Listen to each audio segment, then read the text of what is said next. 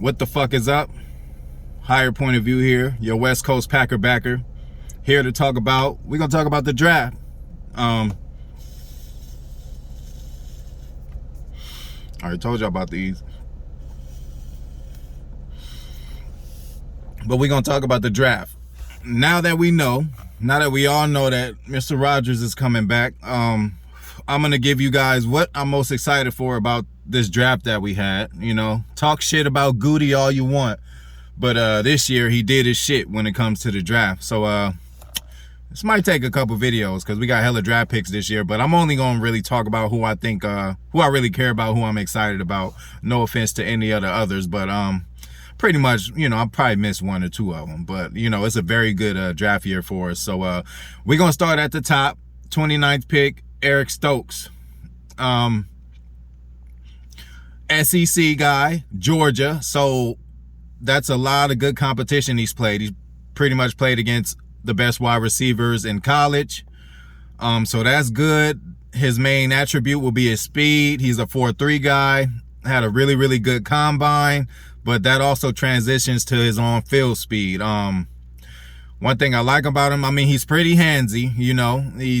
He grabs a little bit, but look, I'd rather have a motherfucker handsy than just letting a nigga blow by, okay? So, yeah, that'll be one of his biggest cons. His pro is his speed, cons is his hands. You know, he holds a little too much. One thing I like about when I hear him in interviews is, cause you know, I don't know if he's used to it, so he can answer the question this way, cause he's been asked so many times, but a lot of people always want to ask about the speed. So they say, you know, they ask him about the speed and he always deflects it. Like, yeah, you know, I got the speed and it's cool. I can, you know, make up for a few routes or whenever I mess up.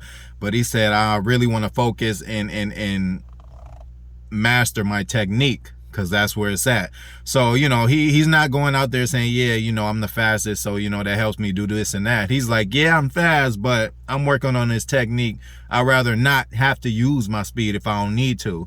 And with a guy with that kind of speed, that's what you want to hear. He has to kind of harness it, you know what I'm saying? And he has to, you know, figure out other parts of the game because he's already excellent in that.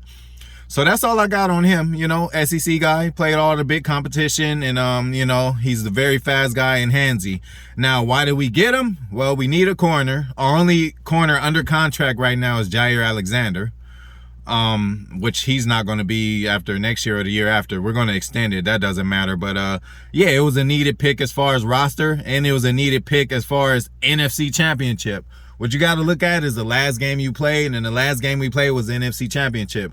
So I think that's what most teams do. They kind of look at how they were looking at the end of the year to see who they're going to draft. So if you would have asked right after the NFC Championship what the Packers would have probably needed to draft, it was a corner. Because, you know, maybe even if Eric Stokes changed the G from his head last year and played on the field for us in the NFC Championship, we might be champions. You know, that Scotty Miller shit wouldn't have happened with him and his speed.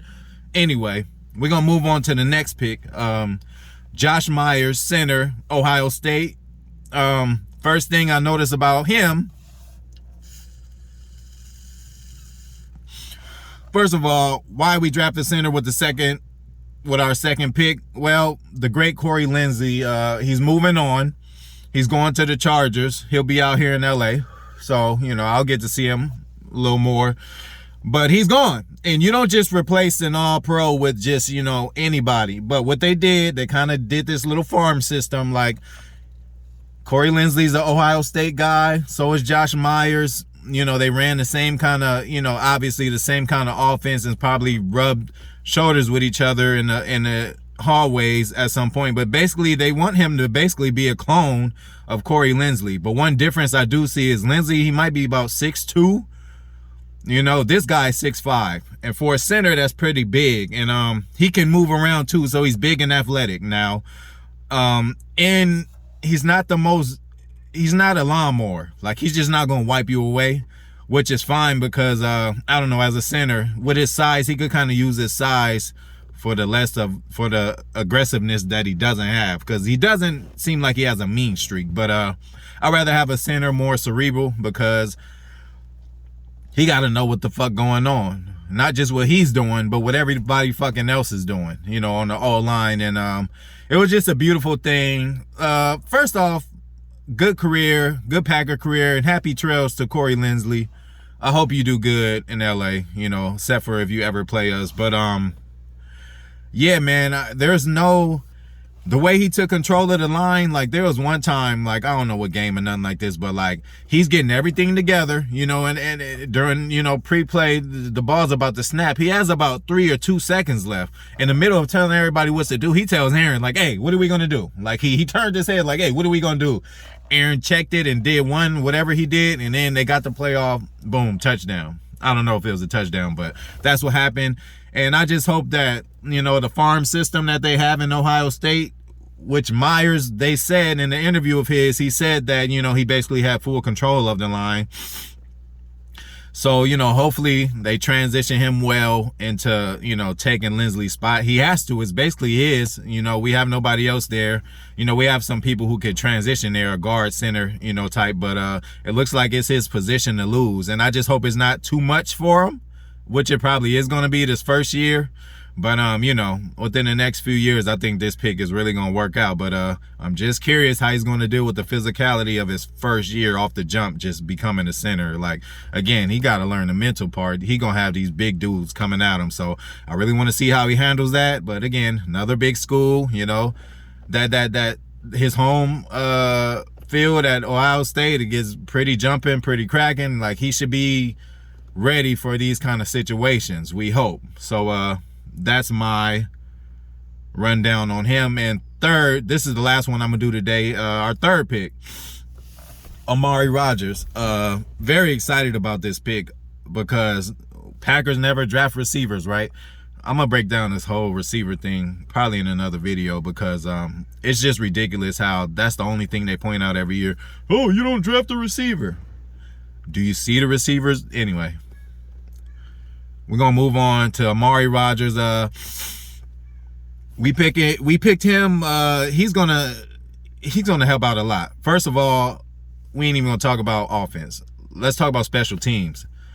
He's basically gonna be the punt returner. He's better than what we have, bro. We had Jamal Williams back there a few times last year. Like our whole special teams is just horrible, and I think he's really gonna help it out. And not only that, he's going to be a gadget player. Really, to me, I'm not trying to freak anybody out, but I would say he's a poor man's Tyreek Hill. Like, he does everything Tyreek Hill does, kind of same build and everything. Also, Tyreek Hill was a running back once upon a time in his career.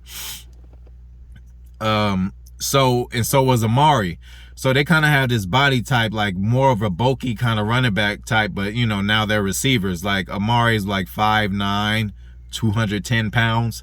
Randall Cobb's like 5'10", 198. So, there's a little difference in that. It's more like a, lower gravity to the ground, like he's lower to the ground, lower gravity to the ground, if that shit makes sense at all. Remember,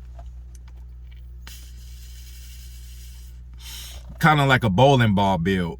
And those kind of receivers are hard to take down. Yeah, they look small, and if he's elusive at all, it's good for him that he could break tackles. But like I said, he's going to be doing multiple things. He's going to help us out on special teams, obviously, and also he's going to be that gadget player for us, that Tyler Ervin. Now,